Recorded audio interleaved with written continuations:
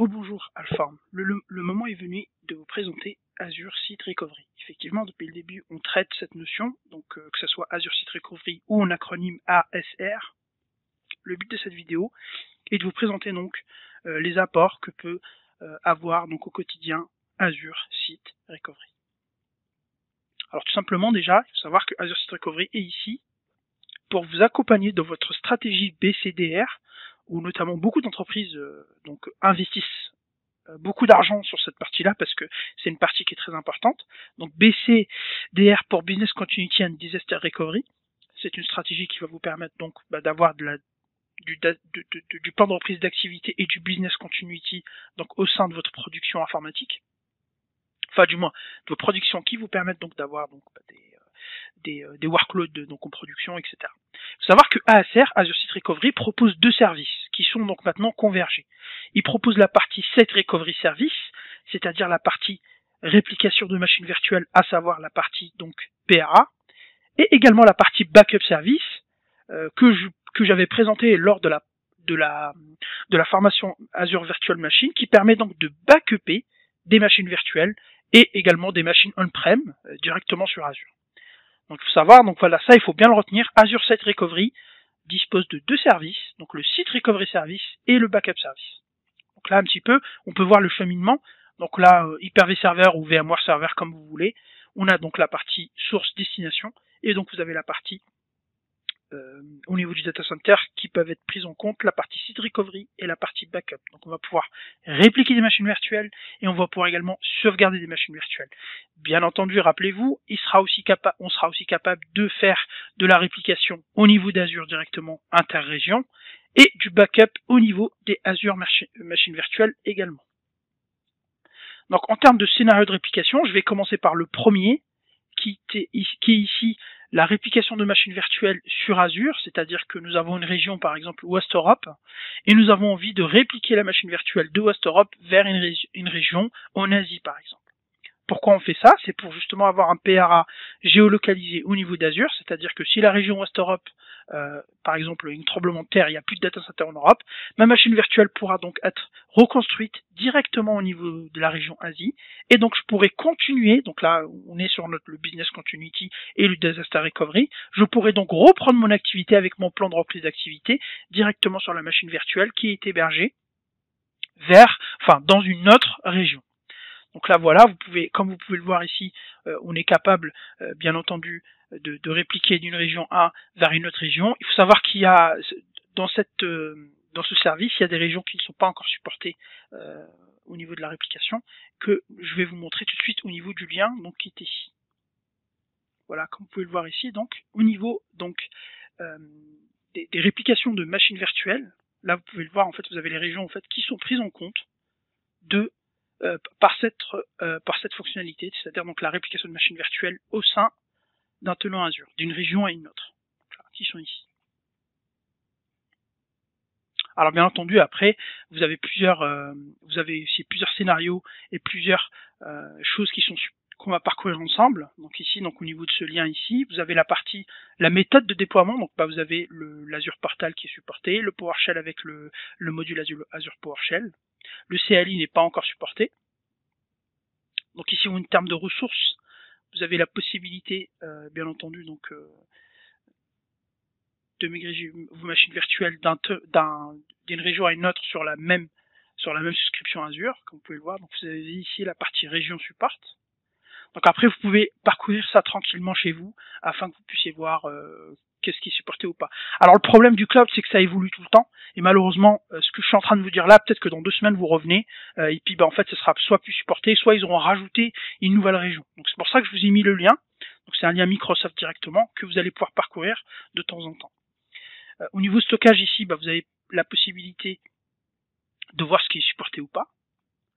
En termes de machines, au niveau des opérations, ce qui est supporté, donc là vous voyez que c'est du 2016, 2012 R2, 2012, 2008 R2. Seulement avec du SP1 sur la machine. La partie Linux, comme vous pouvez le voir ici. Voilà, donc il y en a plein avec toutes les versions, etc. etc. Après la partie settings des machines, voilà, la size, si le disque peut être encrypté ou pas, etc. etc. Comme vous pouvez le voir ici. Voilà. Donc là, je vous laisse regarder ce lien. Là, par exemple, le type de stockage, le LSR, le LRS, le GRS, etc. Rappelez-vous, ça, c'est des notions que nous avons vues dans la formation Azure Storage. Donc là, vous pouvez parcourir ce lien afin de voir un petit peu ce qu'il en est en termes de support, de fonctionnalités, de compute, de OS, operating system, etc. pour cette partie donc de réplication interrégion au niveau d'Azure. Alors comment ça se passe en termes de scénario de réplication? Vous avez ici la source, donc là vous avez votre machine virtuelle, donc qui est attachée à un subnet et bien entendu qui est attachée à des disques virtuels. Donc là j'ai deux machines virtuelles. Il faut savoir que dès que vous enclenchez la réplication avec ASR, qu'est-ce qui va se passer? Le système en fait va créer un storage de cache ici, et en fait c'est à travers ce storage cache il va donc en fait répliquer les comptes de stockage qui sont ici dans ce storage à compte cache, et ensuite il va le distribuer vers la région cible que vous souhaitez donc atteindre. Donc, comme vous pouvez le voir ici, regardez. Donc là la machine virtuelle, je l'ai répliquée ici. Donc on a fait la réplication. Ces deux disques virtuels vont se retrouver dans un storage à compte cache qui est ici, ASR. Et ensuite, vous avez un transfert directement vers un autre compte de stockage où, donc, du coup, derrière, vous allez vous retrouver donc avec vos deux disques en fonction de vos DVM, donc qui sont ici. Et ensuite, votre machine virtuelle sera automatiquement donc pas failover, mais automatiquement remis sur pied si vous déclenchez votre PRA, c'est-à-dire que votre machine virtuelle va directement aller choper le stockage qui est dans la région cible de ce que vous avez donc répliqué avec bien entendu, elle va garder le même subnet, le même réseau, etc., etc. Et ça, bien entendu, je vous montrerai lors de la configuration comment ça se passe. Donc là, vous avez l'autre scénario. Donc là, pour l'instant, on vient de traiter le scénario réplication entre machines virtuelles Azure avec d'autres différentes régions. Là, on va voir la partie on-premise vers Azure. Donc la partie on-premise vers Azure, on va pouvoir avoir soit des serveurs physiques, soit des serveurs VMware Hyper-V, soit des serveurs Hyper-V. Donc c'est la même chose, vous allez pouvoir faire répliquer des machines virtuelles on-prem vers Azure, donc tout en utilisant bien entendu le mécanisme d'ASR, c'est-à-dire Azure Site Recovery. Tout simplement, voici un schéma classique qui vous montre un petit peu le fonctionnement. Donc en termes d'Hyper-V, vous avez l'architecture suivante ici. Ce qu'il faut savoir sur Hyper-V, c'est que quand vous installez donc Hyper-V, que vous joignez votre hyperviseur à votre service ASR, il va falloir en fait déployer deux agents. Ces agents sont le agent Recovery Service pour la réplication, donc c'est lui qui se charge de la réplication de la machine virtuelle. Il faut savoir que la réplication de machine virtuelle se fait à travers un flux en HTTPS, donc bien entendu en 443. Donc il faudra forcément ouvrir le port 443 vers le service Azure. Et vous avez également un autre agent, c'est le fournisseur Azure Site Recovery, qui est lui en fait pour l'orchestration et la coordination en fait des machines virtuelles. C'est-à-dire quand vous allez pouvoir par exemple déclencher votre PRA, c'est lui qui va s'occuper donc de faire orchestrer et organiser tout ce cheminement. Mais pour la partie réplication, c'est bien entendu le Azure Recovery Agent. Donc retenez bien ces deux agents qui s'installent au moment de l'enregistrement de votre Hyper-V au niveau donc de votre ASR au niveau dans Azure. Donc ça bien entendu on le verra en détail lors des manipulations. Donc après les apports, qu'est-ce qu'ils apportent? Forcément la partie BCDR qui est importante, donc plan PRA simple, peu coûteux et géré par une seule console. Pourquoi peu coûteux? Parce que si admettons vous avez un data center et vous souhaitez le répliquer donc pour avoir un PRA, vous serez obligé d'avoir le même data center ailleurs avec les mêmes contraintes, avec les mêmes vitesses réseau, avec les mêmes disques, etc., etc. Donc forcément, votre data center, s'il vous coûte 3 millions d'euros, il faudra un autre data center qui coûtera 3 millions d'euros parce qu'il faut qu'il soit similaire. Pourquoi? Parce que si votre site principal tombe, il va falloir être capable de redémarrer toute la production sur le site cible de PRA, ce qui fait que forcément, ils doivent être égaux en termes de ressources, que ce soit stockage, réseau, virtualisation, etc., etc. Alors que là, vous n'avez pas besoin d'infrastructure parce que vos machines que vous allez répliquer vont être automatiquement répliquées sur Azure. Donc, c'est des data centers qui sont directement chez Microsoft. Ce que vous allez payer, c'est tout simplement le déclenchement du PRA. C'est-à-dire que quand vous allez enclencher votre PRA, vous allez payer donc directement au mois, au jour, par jour, la partie machine virtuelle qui est lancée dans Azure. Mais par contre, si vous éteignez votre PRA, bah vous allez payer que le stockage des machines virtuelles parce qu'elles sont bien stockées sur Azure. Mais par contre, la partie compute, vous ne la payez pas parce que votre machine virtuelle est éteinte.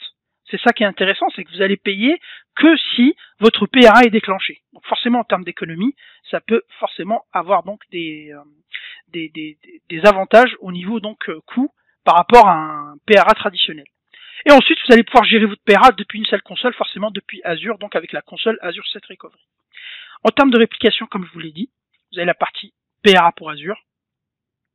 La partie PRA pour Azure, c'est-à-dire que vous allez, comme je vous l'ai dit, répliquer vos machines virtuelles qui sont dans Azure d'une région A vers une autre région. La partie on-prem réplication qui est intéressante, bien entendu pour les entreprises qui ont des data centers qui souhaitent donc répliquer leurs machines virtuelles VMware ou Hyper-V directement vers Azure. Comme je vous l'ai dit, on est aussi capable de faire répliquer des serveurs physiques, à savoir Windows, Linux ou Azure Stack vers Azure également. Et on est capable également, donc ici en noir, on est capable également de faire répliquer des VM Hyper-V ou VMware d'un site A vers un autre site B, donc pas sur Azure mais un site traditionnel physique, mais à travers ASR. Donc en fait c'est ASR qui va gérer toute l'orchestration de la réplication du site A vers le site B. Donc là par exemple pour des besoins très très spécifiques. Bien entendu, tous les workloads supportés dans les machines virtuelles Azure sont donc supportés par la partie réplication ASR. En termes de résilience, le mécanisme de réplication de stockage et de compte de stockage, vous n'allez pas perdre de données, parce qu'en fait ce sont des réplications dites chaudes. Vous allez donc retrouver la structure de vos données et toute la structure de la machine virtuelle une fois répliquée dans Azure. Donc ça c'est très important également, donc afin de ne pas altérer les données lors du transfert donc de la réplication. En termes de RTO, RPO, Azure, VM et VMware, vous avez une réplication continue, donc ce qu'on appelle une réplication synchrone, mais avec Hyper-V, on est encore sur du 30 secondes, c'est-à-dire que nous avons une réplication asynchrone, c'est-à-dire que la machine virtuelle est répliquée toutes les 30 secondes, ce qui fait que la première fois, vous allez avoir la grosse réplication qui va répliquer toute la machine virtuelle. Ensuite, toutes les 30 secondes, tous les deltas vont être répliqués, c'est-à-dire tout ce qui a été modifié va être répliqué. Test failover, vous allez pouvoir donc tester la réplication sans impacter la production, c'est-à-dire que vous allez pouvoir tester votre PRA directement tous les mois ou tous les 3-4 jours, ça dépend de votre stratégie de BDCR, mais vous allez pouvoir donc tester votre failover sans impact. Vous allez pouvoir également faire un basculement planifié ou non planifié avec ASR. Si vous le faites non planifié, forcément vous aurez une perte de données en fonction de la fréquence initiale de réplication. Donc si vous avez 30 secondes de fréquence, vous allez perdre 30 secondes de données, par exemple. Si vous avez une réplication continue, forcément vous ne perdrez pas de données puisque vous avez une réplication synchrone. Après, en termes de plan de récupération, vous allez pouvoir également établir un plan.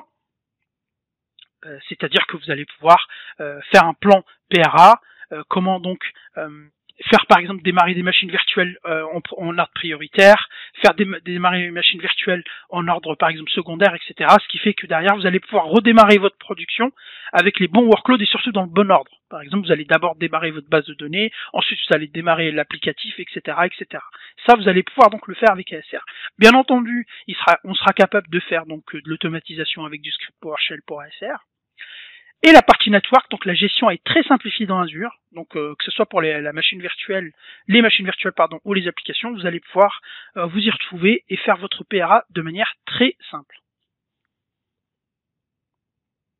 Bien entendu, ce qu'on peut répliquer, comme je vous l'ai dit, donc machine virtuelle d'une région vers une autre, toute la partie réplication on-prem, Hyper-V, VMware vers Azure, la partie serveur physique, Linux, Windows, Azure Stack vers Azure également, et également faire un PRA d'un site A vers un site B physique, c'est-à-dire que là on stocke pas les données sur Azure, mais on passe par ASR pour la couche orchestration et la couche organisation.